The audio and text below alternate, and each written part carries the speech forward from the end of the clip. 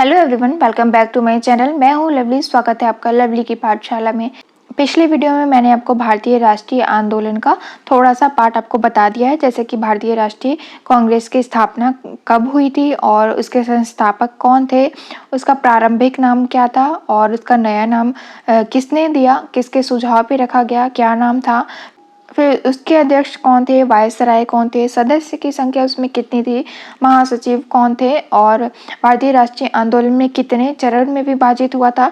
ये सारी चीज़ें हमने पिछले वीडियो में जान लिया है। फर्स्ट पार्ट आपको डिस्क्रिप्शन में उसका लिंक मिल जाएगा और आई बटन पे भी उसका मैं डाल दूंगी पिछले वीडियो का लिंक, ठीक है।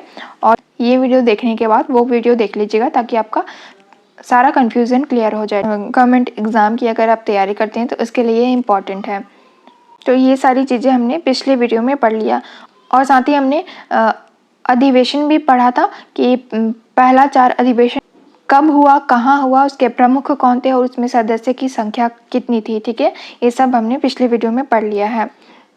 तो इस वीडियो में हम पढ़ेंगे 1885 से 1947 में आपकी उदारवादी चरण, उग्रवादी चरण और गांधीवादी चरण कब से कब तक हुआ और उसमें क्या क्या इंपॉर्टेंट चीज़ें हुई थी और साथ ही हम उग्रवादी और उदारवादी चरण के जो नेता थे उनके बारे में भी पढ़ेंगे।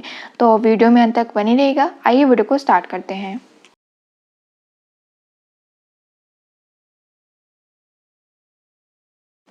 देखिए, उदारवादी चरण 1885 से 1905 तक चला था। इसमें कौन कौन से नेता थे तो फिरोज शाह मेहता थे और बदरुद्दीन तैयब जी थे, दादा भाई नौरोजी थे, गोपाल कृष्ण गोखले थे, रास बिहारी घोष थे, सुरेंद्र नाथ बनर्जी थे, डब्ल्यू सी बनर्जी थे और ए ओ ह्यूम थे, ठीक है। तो ये सारे जो थे उदारवादी नेता थे और उदारवादी चरण का समय अवधि 1885 से 1905 तक था। अब हम जानते हैं कि उग्रवादी चरण 1905 से लेके 1919 तक चला था। इसमें कौन कौन से नेता थे तो इसमें लाला लाजपत राय थे, बाल गंगाधर तिलक थे, विपिन चंद्र पाल थे और अरविंदो घोष थे। इसका ट्रिक जो है वो लाल, बाल, पाल और घोष है। आप यहाँ पे देख पा रहे होंगे, ट्रिक लाल, बाल, पाल और घोष है। कई बार एग्जाम में आपके ये आ चुका है कि उग्रवादी नेता इनमें से कौन से नहीं है या फिर इनमें से कौन से हैं। तो आपको ये ट्रिक याद करना है, लाल, बाल, पाल और घोष जो है वो उग्रवादी नेता है। बाकी सारे जो ऑप्शन में होंगे आपके वो सारे उदारवादी के नेता होंगे। लाल से हो जाएगा लाला लाजपत राय, पाल से हो जाएगा बाल गंगाधर तिलक और पाल से हो जाएगा विपिन चंद्र पाल और घोष से हो जाएगा आपका अरविंदो घोष। आई होप आप समझ गए होंगे। नेक्स्ट है आपका गांधीवादी चरण। इसको हम डिटेल में उदारवादी, उग्रवादी और गांधीवादी डिटेल में हम आगे की वीडियो में पढ़ेंगे, ठीक है। तो गांधीवादी चरण जो थे उसमें नेता थे जवाहरलाल नेहरू, महात्मा गांधी थे, ठीक है। तो गांधीवादी चरण जो था वो सत्य, अहिंसा, सत्याग्रह पर आधारित था, ठीक है। और अहिंसात्मक आंदोलन से अपनी मांग पूरा करते थे ये लोग गांधीवादी चरण में, ठीक है, अहिंसात्मक और आंदोलन के जरिए। और उग्रवादी में क्या होता था कि ये अपनी मांगों को याचना प्रार्थना पत्र के माध्यम से पहुंचाते थे। अपनी जो भी मांग थी उसको प्रार्थना पत्र के माध्यम से अंग्रेजों तक पहुंचाते थे। और उग्रवादी जो नेता थे वो क्या करते थे, ये अपनी मांग पूरा करने हेतु भारी आंदोलन, बहिष्कार, हड़ताल, प्रदर्शन और जुलूस का सहारा लेते थे, लेकिन अहिंसात्मक रूप से, ठीक है। तो जो उग्रवादी नेता थे वो आंदोलन करते थे, बहिष्कार करते थे चीज़ों का, हड़ताल, जुलूस, प्रदर्शन, ये सारी चीज़ों के माध्यम से अपनी बातों को रखते थे और अपनी बातों को अंग्रेजों से मनवाते थे। इसीलिए जो है उग्रवादी और उदारवादी चरण दो चरण अलग अलग बट गए थे और इसमें नेता भी अलग अलग थे, क्योंकि सब नेताओं की सोच जो थी वो अलग अलग थी, इसलिए इनका विभाजन हो गया था। और उदारवादी चरण में मांग पूरा नहीं होने पर आंदोलन नहीं करते थे ये। और जो उदारवादी चरण के नेता थे, अगर उनका मांग पूरा नहीं होता था तो वो आंदोलन भी नहीं करते थे, लेकिन उग्रवादी जो थे वो आंदोलन पे उतर आते थे अगर उनकी मांग पूरा नहीं होती थी तो, ठीक है। और उदारवादी चरण का उद्देश्य था केवल सुधार करना चाहते थे और उग्रवादी का उद्देश्य था स्वराज को वो पाना चाहते थे और उनका उद्देश्य भी यही था। उदारवादी चरण में क्या होता था कि अंग्रेजी सरकार के अंतर्गत ही भारतीयों का विकास होता था, ठीक है, और ब्रिटिश सरकार का खुलकर विरोध नहीं किया जाता था। उदारवादी चरण के जो नेता थे वो ब्रिटिश सरकार से बहुत ज़्यादा डरते थे, इसीलिए वो जो है वो आंदोलन और बहिष्कार ये सब नहीं करते थे। वो शांति से चीज़ों को सुलझाना चाहते थे और अंग्रेज़ों के साथ साथ भारतीयों का विकास करना चाहते थे। लेकिन उग्रवादी चरण के नेता ऐसा बिल्कुल भी नहीं चाहते थे। वो चाहते थे कि स्वराज हमारा हो जाए और हम ही इस पर शासन करें। अंग्रेज़ों को वो देश से भगाना चाहते थे।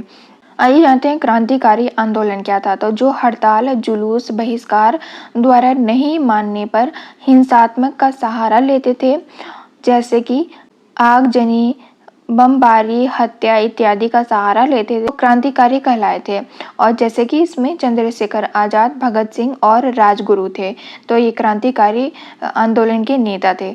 आपको याद रखना है, ये चंद्रशेखर आजाद, भगत सिंह और राजगुरु ये क्रांतिकारी आंदोलन के नेता थे। ये लोग क्या करते थे कि जुलूस और बहिष्कार द्वारा अपनी बातों को रखते थे और मनवाते थे अंग्रेजों से, और आगजनी, बारूद और हत्या पर भी उतर आते थे। आइए एक एक करके हम नेताओं के बारे में जानते हैं। तो आइए जानते हैं ए.ओ. ह्यूम के बारे में। तो इनका पूरा नाम एलन ऑक्टेवियम ह्यूम था और ये स्कॉटलैंड के नेता थे, ठीक है। ये उदारवादी चरण के नेता थे और सेवानिवृत्त ब्रिटिश सिविल सेवक थे। ये 1849 में नियुक्त हुए थे और 1882 में रिटायर हो गए थे। इनकी एक पत्रिका थी जिसका नाम था जनता के मित्र, और हर्मिट ऑफ शिमला, शिमला में बसने के कारण इनका नाम हर्मिट ऑफ शिमला पड़ गया था। इनको लोग हर्मिट ऑफ शिमला कहते थे क्योंकि ये शिमला में बस गए थे। 1885 में भारतीय राष्ट्रीय कांग्रेस के स्थापना किया था इन्होंने, और पक्षी विज्ञान के जनक और लोगों के मित्र थे ये। 1906 तक कांग्रेस के सचिव रहे थे और कांग्रेस का पिता 1912 के अधिवेशन में उपाधि मिली थी इनको, कांग्रेस का पिता कहा गया था इनको 1912 के अधिवेशन में। और इनकी जीवनी किसने लिखा था? तो विलियम बेडरबन ने इनकी जीवनी लिखा था। तो ए.ओ. ह्यूम के बारे में हमने काफ़ी कुछ जान लिया। अब हम जानते हैं कि रास बिहारी बोस कौन थे। बिहारी बोस जो थे वो कोलकाता हाई कोर्ट के वकील थे। 1907 के कोलकाता अधिवेशन के अध्यक्ष थे ये, और 1908 में मद्रास अधिवेशन के अध्यक्ष थे ये। सुरेंद्रनाथ बनर्जी की बात करें तो सिविल सेवा में चुने जाने वाले प्रथम भारतीय थे। इनकी नियुक्ति 1817 में हुई थी। सिविल सेवा में चुने जाने वाले ये भारत के पहले व्यक्ति थे। 1817 में ये सिविल सेवा में नियुक्त हुए थे सुरेंद्रनाथ बनर्जी। 1879 में इंडियन एसोसिएशन की स्थापना किया था इन्होंने, और 1895 और 1902 में कांग्रेस के अध्यक्ष रहे थे ये। तो आई होप ये सारी चीज़ें आपको समझ में आ रही होगी। और कांग्रेस के कितने अधिवेशन हुए, उसमें कौन कौन अध्यक्ष रहे, ये आगे की वीडियो में हम जानेंगे। लेकिन इसमें भी आप जान सकते हैं कि पर्टिकुलर नाम के साथ कि ये कौन कौन से अधिवेशन में अध्यक्ष रहे थे। काफ़ी इम्पोर्टेंट है, कई बार आपके एग्ज़ाम में ये क्वेश्चन आ चुका है कि कौन से नेता कौन से अधिवेशन में अध्यक्ष रहे थे। गोपाल कृष्ण गोखले की बात करें तो महाराष्ट्र के सुकरात कहा जाता था इनको, और गांधी जी के राजनीतिक गुरु थे ये। 1905 में भारतीय राष्ट्रीय कांग्रेस के अध्यक्ष बनारस में अध्यक्षता किए थे इन्होंने। भारतीय राष्ट्रीय कांग्रेस की बनारस में अध्यक्षता किया था 1905 में गोपाल कृष्ण गोखले ने, और 1905 में सर्वेंट ऑफ इंडिया सोसाइटी की स्थापना भी किया था इन्होंने। दादा भाई नौरोजी की बात करते हैं तो grand old man of India इनको कहा जाता है। प्रथम पारसी अध्यक्ष थे ये, ठीक है। 1960 में इंग्लैंड में ईस्ट इंडिया एसोसिएशन की स्थापना किया था इन्होंने। भारतीय राष्ट्रीय कांग्रेस के 3 बार अध्यक्ष बने थे।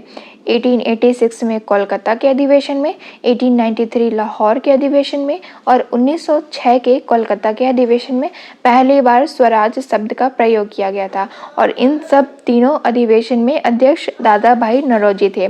और इंग्लैंड में ईस्ट इंडिया एसोसिएशन की स्थापना किया था इन्होंने 1860 में, और इन्हें grand old man of India भी कहा जाता है। और इस अधिवेशन की ट्रिक अगर आपको याद करनी है तो CLC याद कर लीजिए। C से कोलकाता, L से लाहौर और C से कोलकाता। K से कोलकाता होता है लेकिन आप C याद करिए, उससे आप समझ जाएंगे CLC, ठीक है। कोलकाता, लाहौर, कोलकाता। तो इस तरीके से आप याद कर सकते हैं दादा भाई नौरोजी के कौन कौन से अधिवेशन में वो अध्यक्ष रहे थे। 1892 में ब्रिटिश हाउस ऑफ कॉमन में चुने जाने वाले पहले भारतीय थे ये। धन के बहिर्गमन सिद्धांत दिया था इन्होंने और पुस्तक लिखी थी poverty and un British rule in India. बाकी सारे नेता जो हैं उनके बारे में कम क्वेश्चन आता है आपके एग्जाम में, लेकिन दादा भाई नौरोजी से काफ़ी बार एग्जाम में आपके क्वेश्चन आ चुका है। तो दादा भाई नौरोजी के बारे में ये सारी जो मैंने चीज़ें आपको बताई है वो आप ध्यान रखिएगा, स्क्रीनशॉट ले लीजिए चाहे तो, या फिर अपना हैंड राइटिंग नोट्स आप बनाना चाहते हैं तो बना लीजिए, काफ़ी इंपॉर्टेंट है ये सब आपके लिए। आइए अब पढ़ते हैं उग्रवादी गर्मपंथी नेता कौन कौन से थे और उनके बारे में। तो बाल गंगाधर तिलक, लाल बाल पाल और घोष। आपको पहले भी बता दिया इसका ट्रिक है, उग्रवादी नेता का ट्रिक है लाल बाल पाल घोष, ठीक है। और गर्मपंथी नेता उग्रवादी का मतलब क्या होता है? ऐसे नेता जो 3P पॉलिसी का पालन नहीं करते थे, यानी कि प्रेयर, पिटीशन और प्रोटेस्ट नहीं करते थे, बहिष्कार, हत्या और गोलीबारी ये सब करके अपनी बातों को मनवाते थे। तो बाल गंगाधर तिलक के बारे में जाने तो इनको लोकमान्य की उपाधि मिली थी और वैलेंटाइन सिरोल ने इन्हें भारतीय असंतोष का जनक कहा था। किसने कहा था? तो वैलेंटाइन सिरोल ने कहा था। और समाचार के लेखक थे, मराठा अंग्रेजी के समाचार के ये लेखक थे और केसरी मराठा आरंभ किया था इन्होंने। 1860 में होम रूल की स्थापना किया था इन्होंने। और गणपति उत्सव 1893 और शिवाजी उत्सव 1895 में इन्होंने शुरुआत की थी, गणपति उत्सव की और शिवाजी उत्सव की। मांडले जेल वर्मा में गीता रहस्य पुस्तक लिखी थी इन्होंने।